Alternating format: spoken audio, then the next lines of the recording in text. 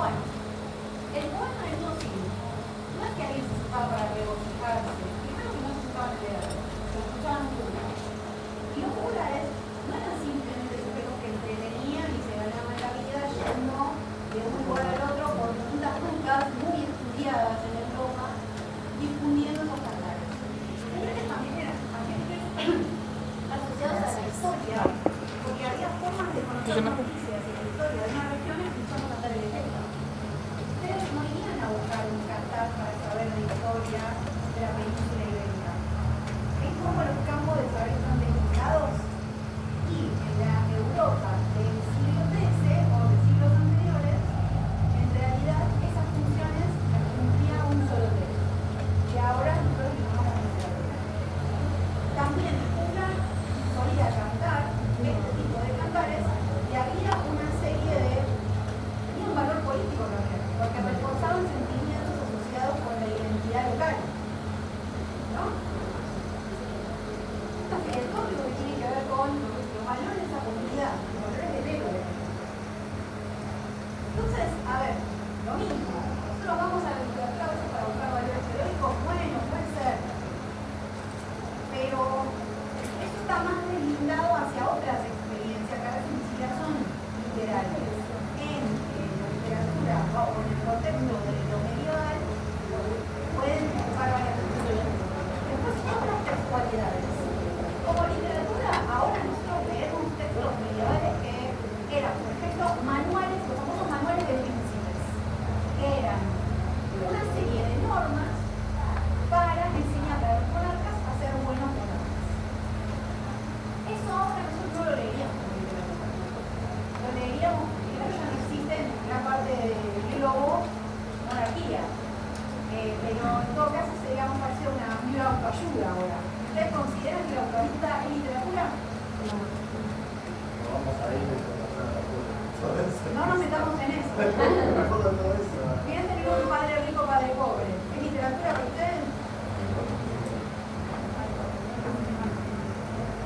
Bueno, hay situaciones límites, pero tiene que ver con lo institucional. No sé, ¿habrán leído El alquimista de Paulo Coelho? Hay gente que lo considera autoayuda pura y dura.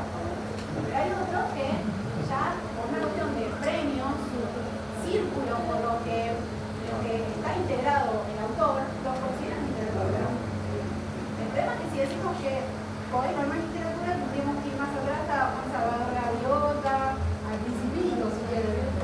¿Quién de ustedes discutiría que clasificar una literatura? Hay una institución que nos hace leerlos a ustedes, y ahora el Principito como literatura a ustedes. ¿Quién la escuela? ¿No?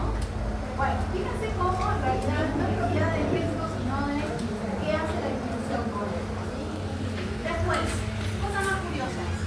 Lapidarios, herbolarios, libros que hacen catálogos y describen piedras y especies vegetales. Las piedras ahora serían dominio de la arqueología, que no existía en ese momento.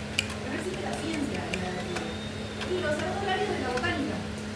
Pero cuando ustedes se encuentran un hispano medievalista, se puede estar dedicando a estudiar un lapidario como literatura. ¿Por qué? Porque le está aplicando anacrónicamente una visión de lo literario que no tuvo en su momento. Porque no existía ese campo específico de lo literario. Entonces, todo se puede leer como tal, en realidad, porque no era literatura. Las crónicas de los reyes de España tienen muchas crónicas medievales.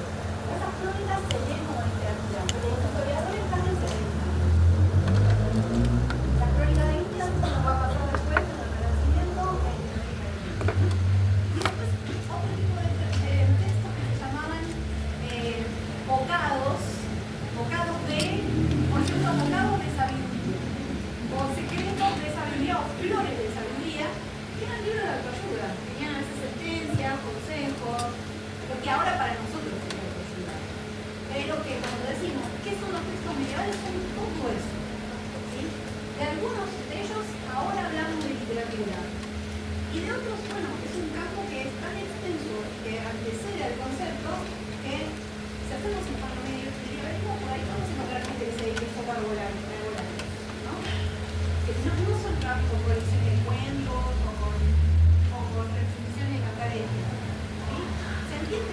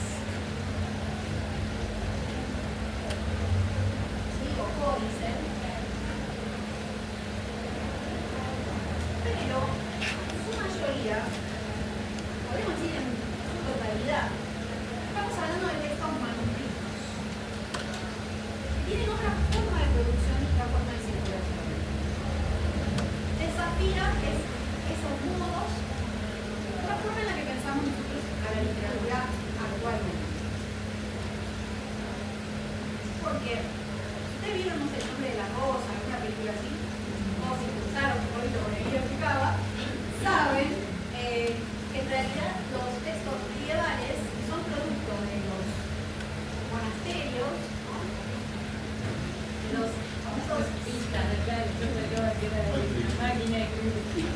claro, piensan en máquina de escribir, no, perdón. En los famosos escritoria, ¿no? En donde hay una serie de monjes que se dedican a copiar, ¿no? Pero, ¿cómo hacen para copiar? Copian por dictado. Entonces, escuchan, alguien tiene que leer, cosa que es una habilidad bastante limitada en la Edad Media, está concentrada en general en el clero.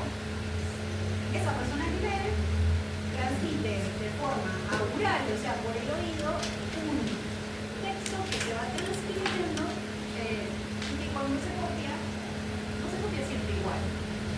Porque por ahí hay uno que está leyendo y edita tres, y esos tres, o escuchan algo, por error, lo cambian, por errores, también, por errores involuntarios, o alguien hace correcciones conscientes, esto de, no, esto que yo estoy escuchando no está bien. Entonces, bueno, fíjense que de tres manuscritos que puede haber en esta situación hipotética, los tres son de la misma obra, pero son distintos.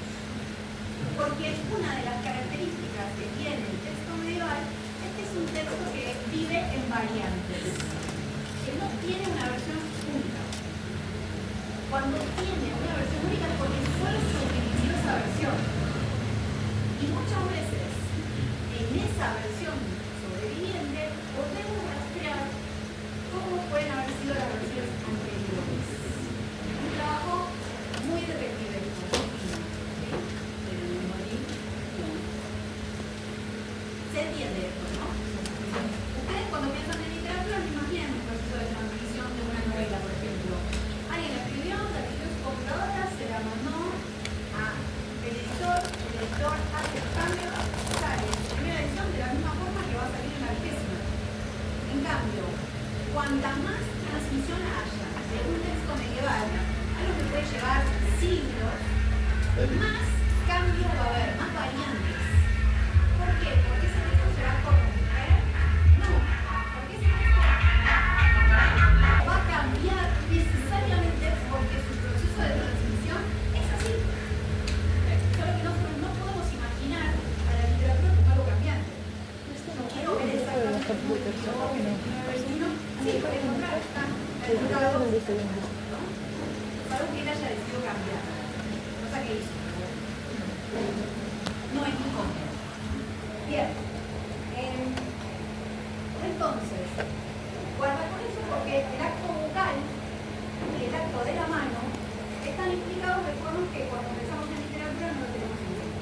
Y encima no quedan las trazas del todo en el texto que a nosotros nos llega. ¿Sí? Entonces, dice, en lugar de hablar de literatura, hablemos de producción verbal. Es lo que vamos a hacer mejor. ¿Por qué? Porque en la Edad Media es más adecuado este concepto, básicamente porque pone el acento en la idea de producción, algo que está en variante, en movimiento, ¿no? Que tiene un soporte, pero que hay un proceso mucho más grande que ese soporte que es el texto escrito. Porque tiene un carácter lingüístico. Nosotros seguimos estudiando palabras. Entonces, es producción verbal. Y porque si yo digo producción verbal, abarca la oralidad, la auralidad, que es aquello que llega a través del oído, y la manuscritura. Porque nadie escribe si no escucha, ¿no? Eso es muy importante. Esto lo habrán hablado con el día que publicaba, que existía la lectura silenciosa, ahora muy minoritaria, mejor dicho, ¿no? Y hay un montón de situaciones que le ocurren al texto, que son parte de la vida de ese texto, que hace que nos lleguen o no en su totalidad las obras. Díganme si lo que estoy diciendo es algo que ustedes ya escucharon en otras ocasiones, pero los textos medievales son textos que en general, mayoritariamente, están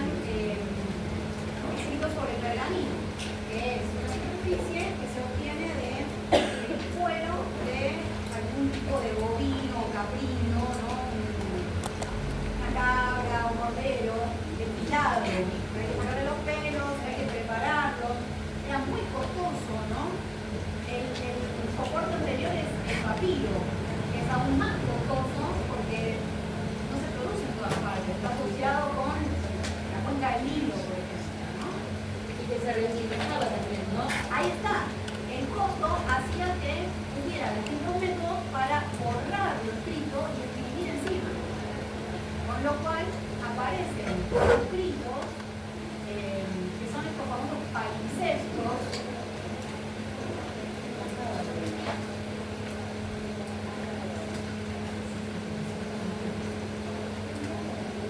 Que son complicadísimos para nosotros porque por ahí esa obra nos llegó de casualidad porque alguien borró la anterior y dejó esa. Pero puede pasar que a lo largo de los siglos, por una cuestión química, una tinta, la de abajo, empiece a mostrarse, a salir, y de repente un texto perdido está en ese palimpsesto como primera escritura y hay que tratar de sacarlo, ¿no? También puede ser que ese texto esté mutilado porque alguien decidió cortarlo para encuadernar y le sacó partes. El caso del poema de Miocid, que faltan sílabas a los extremos, ¿no? Por eso el libro de Sonet se llama. Exactamente. Ah, qué cosa, sí. Puede pasar también que haya polillas o distintos tipos de bacterias que se comen el texto y después está el tamaño humano. O sea, alguien dice esto no sirve y lo tira, lo quema. Hay guerras. Lo primero que hacen las guerras es destruir obras de arte y manuscritos. Segunda Guerra Mundial, causa de grandes pérdidas de manuscritos medievales. Bueno, empieza, sí, empieza matando personas, después de ¿no? Parte de los conocidos también es el desaparecer de este tipo de tradiciones, ¿no? Bien, todo esto que les digo es importante para que sepamos que lo que nos llega es muy poco y que hay muchas prácticas que hacen a la destrucción del texto o que requieren la recuperación de un texto que encima no se copiaba de uno a uno mirándolo, sino que necesitaba estas intervenciones que producían variantes, ¿no? Cuando yo les decía esto de el poema de Miocid es la obra capital de la épica española medieval, como la chanson de Roland de la literatura francesa, bueno, ahí tenemos un problema, porque la literatura medieval solo conserva la española alrededor de 3.000 y pico de versos, mientras que la literatura francesa tiene 10.000, entre los que se cuenta la chanson de Roland. Entonces, una de las preguntas que nos vamos a hacer es ¿qué pasa con esos dos legados textuales que están tan cerca, incluso geográficamente, que a nosotros no nos quedó nada de literatura española y los franceses tienen una tradición medieval increíble? Los ingleses ni les hablo, hay definiciones de cantar de fiesta porque ustedes saben que eso existe, ¿no? De Caballero Verde, de Cigagüeñ, o pongan el nombre que quieran porque se va cambiando según la traducción. Bueno, eso en España está mucho más limitado. Entonces la pregunta es que no existió, no sobrevivió en el proceso de transcripción. Cuento una anécdota tipo chisme, tipo el LAM de la literatura medieval. Hay un cantar que se llama el Cantar de Roncesvalles, porque es de la batalla que ustedes ya conocen. Solo sobrevivieron 100 versos. Nosotros tenemos el poema de Miocid, que tiene 3.000 y pico, tenemos el Roncesvalles, y algunas refundiciones que aparecen en España en las crónicas de los reyes. O sea, de repente alguien se dio cuenta que en la prosa de esas crónicas hay ciertas asonancias, entonces podemos deducir que alguien metió versos de cantares de gesta, incluso del poema del Cid.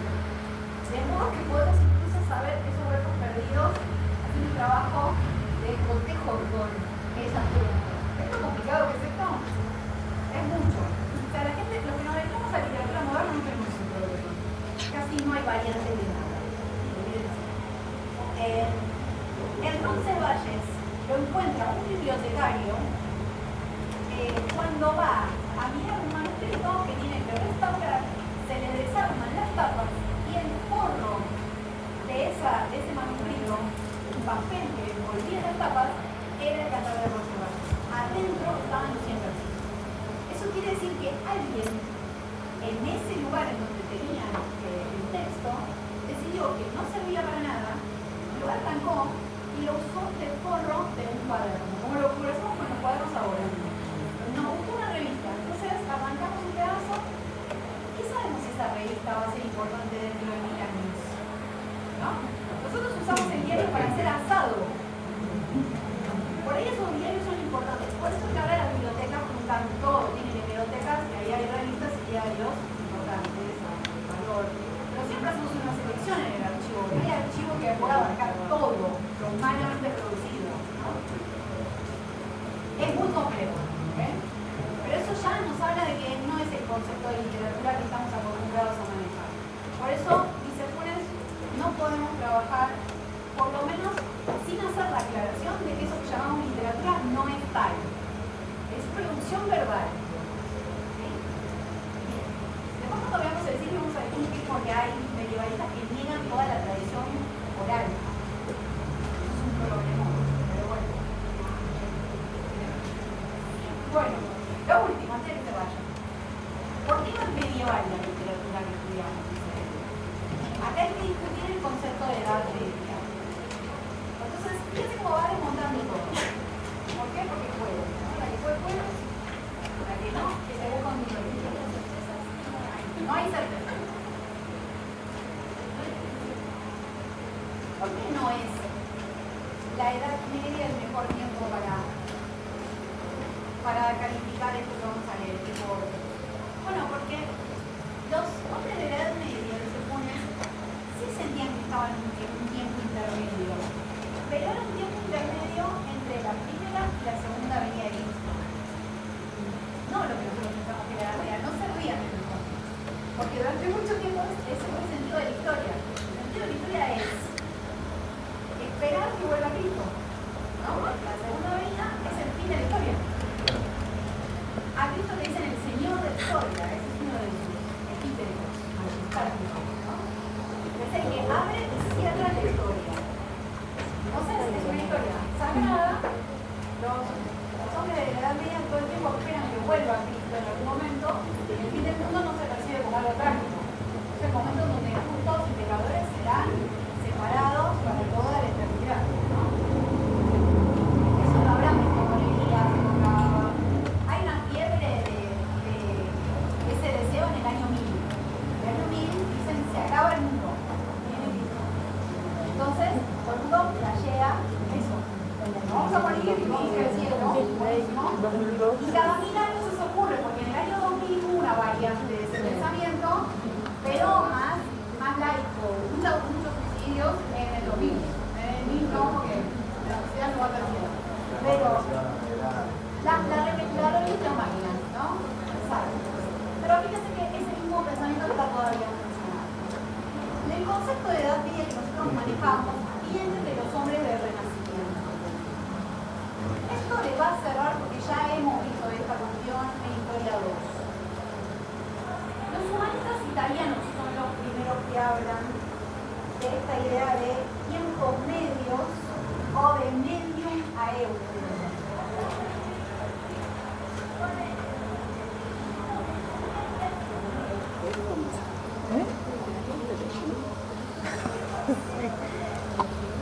La idea de tiempo medio en realidad es una idea muy peyorativa. Hay un poeta italiano que a ustedes de nombre al menos conocen y le voy a mencionar mucho, que es Petrarca.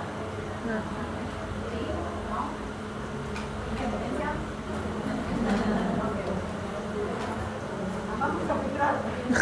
Un régimen con amor y con amor. Es otro chiste de los hijos que muy poca gente está entendiendo. La civilización colapsa cuando los Simpsons dejan de ser representativos. Hace como 20 años.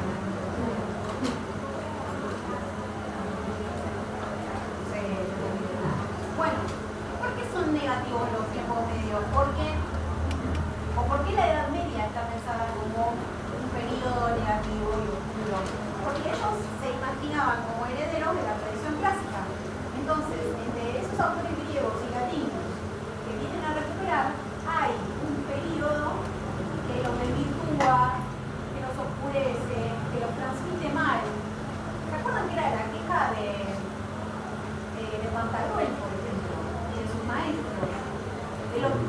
estaban los medievales en pantalones en las universidades, no se aprendía nada. Era todo pura palabra y deforme, ¿no? O sea, esas tradiciones habían perdido su peso porque la transmisión estaba corrupta, ¿no? Entonces, cuando hablamos de Edad Media, lo primero que se piensa de la Edad Media no es lo que los sujetos medievales creían de ellos, sino lo que les atribuyen los hombres del Renacimiento. Es una lectura también de un concepto que viene más adelante que nuestro objeto de estudio. ¿Se entiende? Es posterior.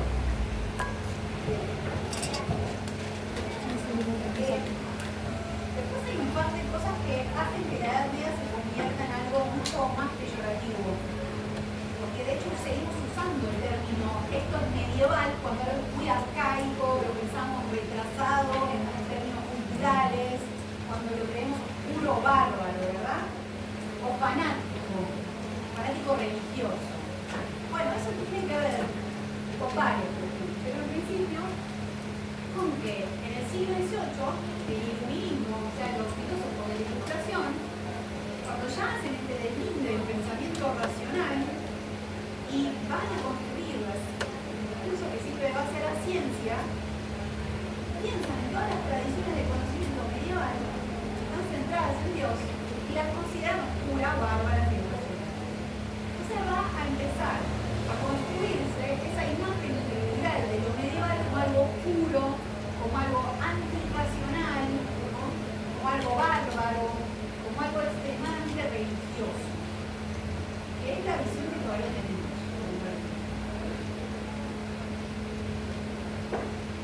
De hecho, cuando piensan en el antiguo régimen, o sea, el régimen que la Revolución Francesa viene a terminar de desarticular, ellos hablan de recibos medievales en la monarquía, en las formas de organización feudal, ¿no?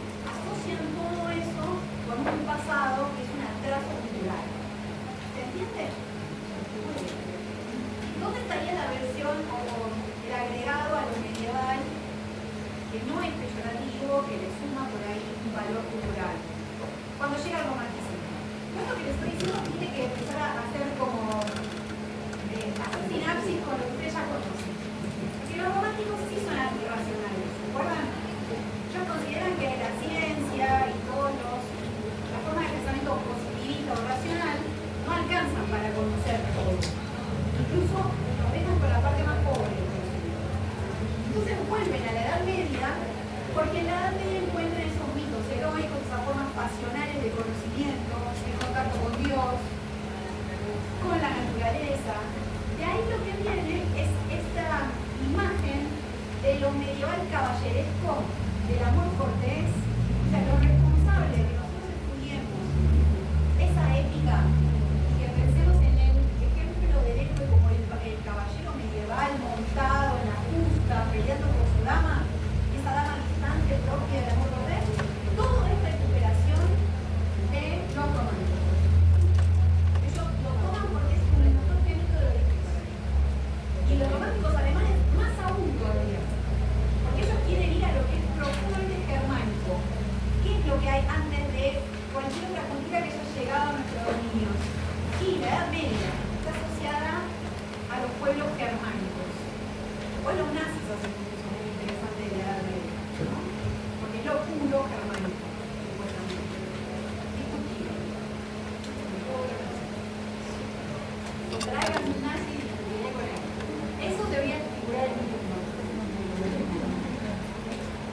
Quizá por eso también se lo lleva al lado negativo, porque se lo retoman para Los románticos lo pensaron como esa base de ese conocimiento y de esas pasiones, de esa forma de entender el mundo, claro, virtuosa. Pero después eso, cuando vuelve otra vez, ¿no? En el cientificismo, en plantearse, eso vuelve a complicar. Y aparte por su asociación con el nacionalismo, ¿no? El problema es ese, que nosotros estamos en una era donde el nacionalismo es sinónimo del fascismo.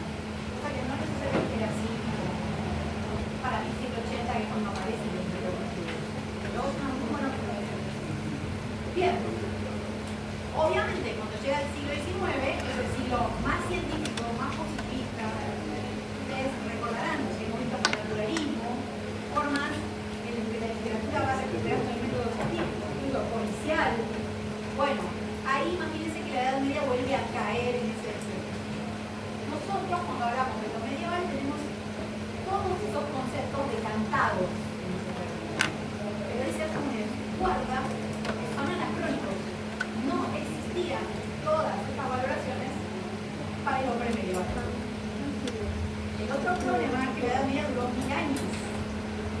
¿Siempre fue igual? No, dice.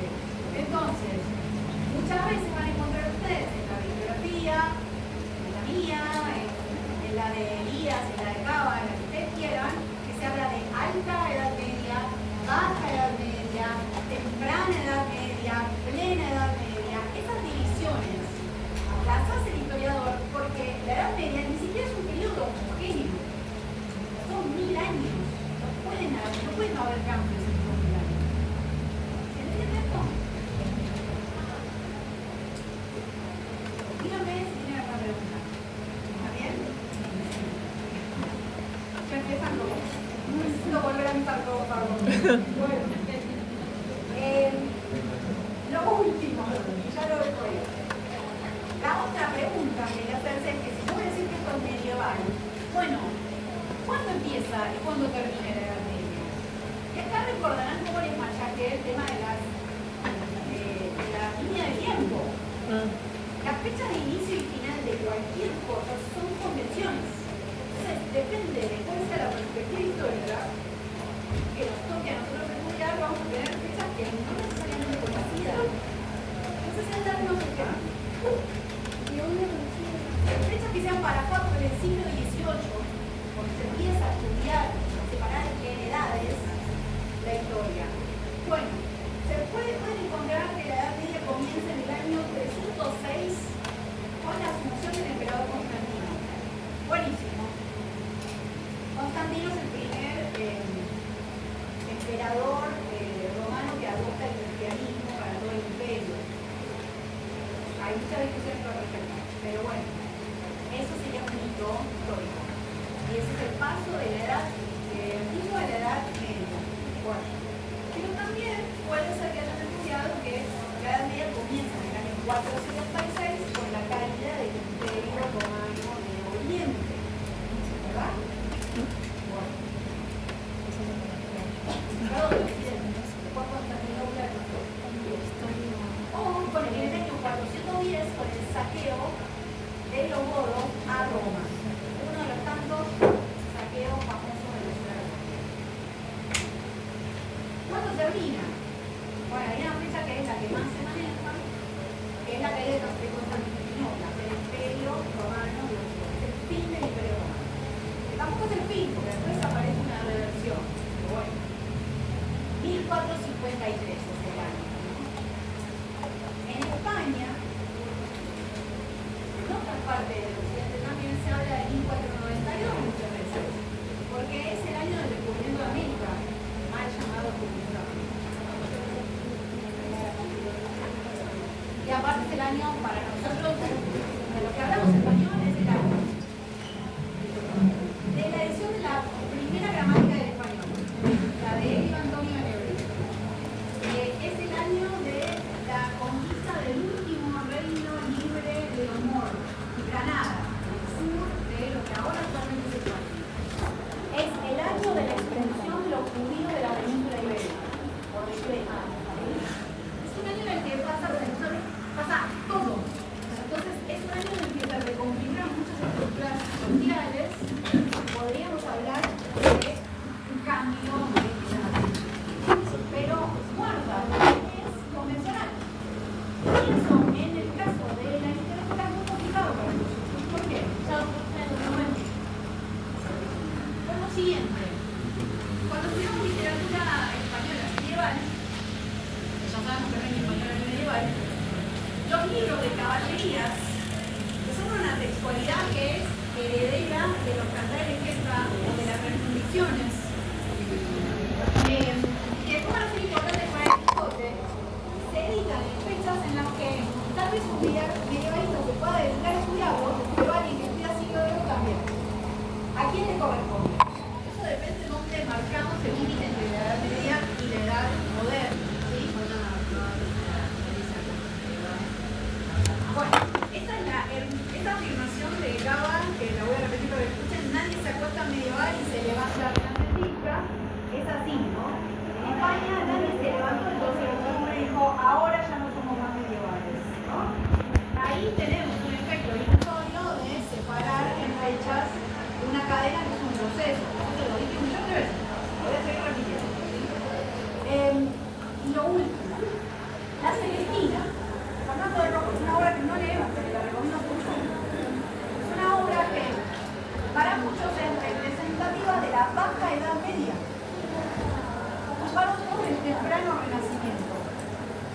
What is? Bueno, lo decide el criterio del investigador que se dedica a estudiar literatura y fundamentar teóricamente, ¿no? Entonces, es muy importante esto. Medieval no es ser una realidad concreta. No hay ahí nada que nosotros podamos ir a buscar que no sea una lectura posterior a los hombres y mujeres de la Edad. ¿Se entiende esto? Bien. Él dice, no es española, no es medieval, no es literatura, no es española y nos falta, ¿por qué? No es literatura, no es medieval, no es española, nos queda por qué no es española. Vamos a ver la clase que viene. Vayan leyendo el poema mío, sí, porque si lo agarran de una semana para la otra, la van a pasar mal. ¿Sí? Recuerden esto que les estoy diciendo. Se buscan una edición, la que yo resumí es la edición de cátedra, la edición de medievalistas, la pueden leer ahí, castellano antiguo, ¿sí? Castellano medieval, si quieren conseguir una edición que tenga la versión modernizada, porque nos ayuda, buenísimo.